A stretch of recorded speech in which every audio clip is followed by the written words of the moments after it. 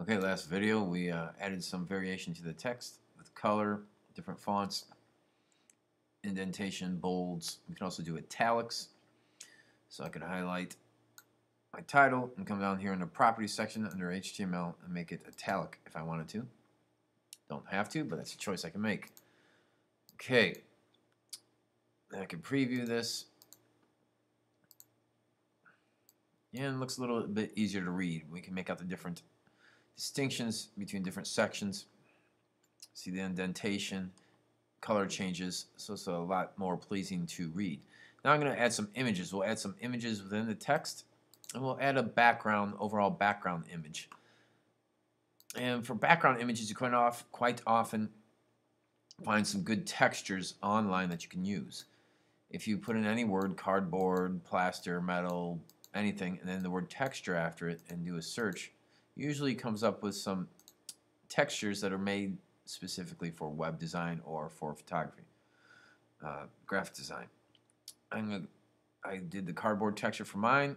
I'm going to go to images, and I can find an image. Now I should go to search tools, size. I should look for a large image for a big background section. Okay, or if it's one that looks like it's made to repeat over and over without looking like a tiled kitchen floor, then maybe medium would work good.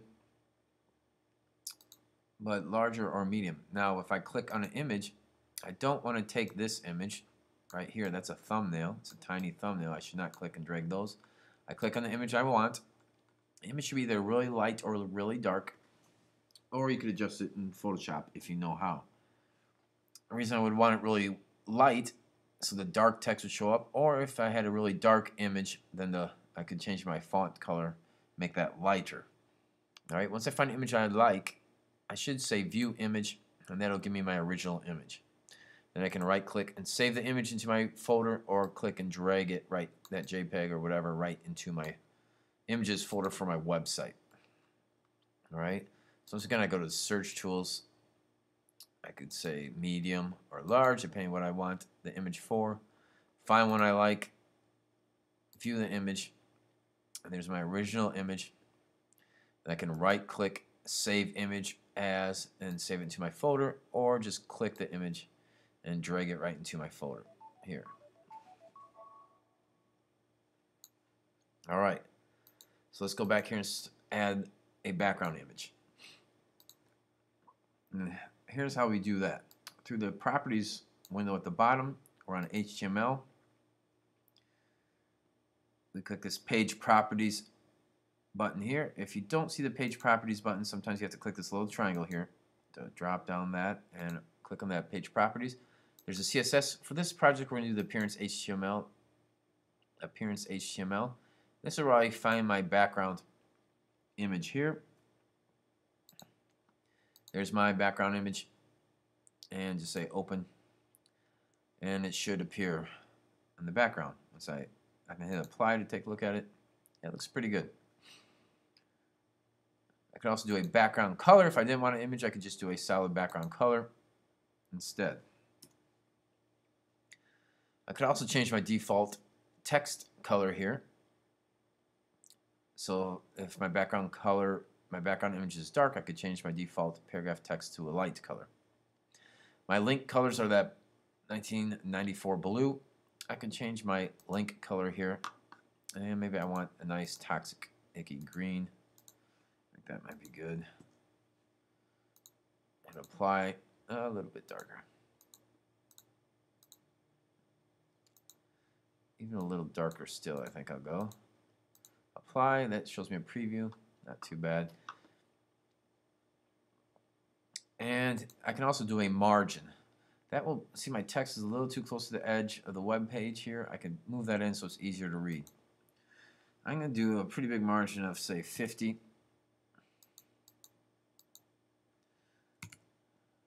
I can do a top margin which will push the text or the images down from the top. I can just do a small one of 20 from the top. And there we are. Apply. I maybe even go more than 50. I'm going to go for 70. Now you would want at least 15. I'm going to make a little bit more, so I like to have a little more space on the sides there. I'm going to try even 8, maybe even a little more.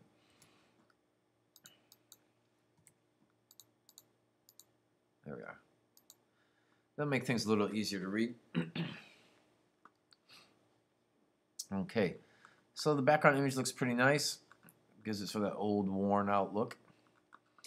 When we get to CSS, we'll see how we can also use background CSS code for the background.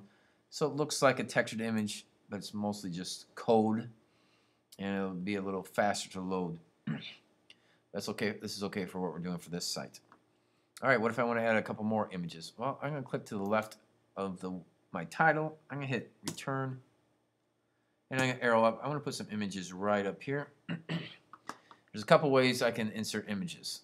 I can come up here to the insert menu, image, click on the word image, and it should pop up my image folder if I linked correctly to my root folder and my image folder at the beginning.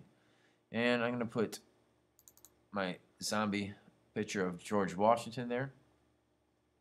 And it looks like it fits pretty good. If I wanted to change the size, I could click that image, hold the shift key down, grab that corner, and make it a little smaller or a little larger. If I go too much larger, it's going to look pixelated, but it's safe to go smaller. I hold the shift key down when I click and drag on that corner. That maintains a proportion. Quite often you see websites where the images are all distorted, either stretched out this way, so it makes the people look fat, or stretched out this way, which makes them look too thin.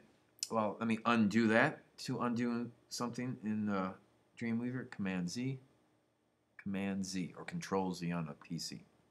Okay, I'm going to click to the right of this guy, and I'm going to put another image in there. And this time, I'm going to use a different way. I can go to my insert panel over here, insert common, and right here is the image selection and image. So it's another way to do something. Remember, Dreamweaver gives you 2 or 3 or even 4 ways to do anything just to make things confusing. And I'm going to import Benjamin Franklin there. Zombie Benjamin Franklin. Once again, I could grab the corner and resize this. Or I could click this guy and add a specific, if I click an image, I could add a specific width and height down here. Okay, so maybe I want the width to be 400. If I click this lock button here, it should resize both the width and the height so they maintain the proportions. Well, width of 400, height of 515. Well, maybe I want to come back to my George Washington here and make him the same height, 515. Lock them, and it should switch both of them. There we go. So now I just want them to be the same height. Not too bad. Let me come down here. And let me put in the picture within text. This is a picture. These 2 pictures up here, we put outside of text. Now, before I put the other picture in there, I just want to show you one more thing. If I click on an image, I see down here in my properties window, I can make that image a link to something. Okay? So I could make that image a link to a web page, internal or external web page, or I could link it to another image. So I click that image, go on the link here, and I could link that to an image. And remember, in my Files panel, I have a list of all my images in there. I could highlight that text and paste it in here, or type it by hand in here, the name of that image. Or they have this .2 file. I have this little target here. Click and drag it to a specific image I want it to link to. So I might just link this guy to its original image, to the original image of George Washington. There we go. Let me select my Ben Franklin, and I'm going to link him to an image of Zombie Nixon. Why not? Okay. So if I preview this in Safari, let's see what this looks like. There we go. So I click him, and it goes to the original image. And if I click on Franklin, it's going to go to Richard Nixon zombie. Good.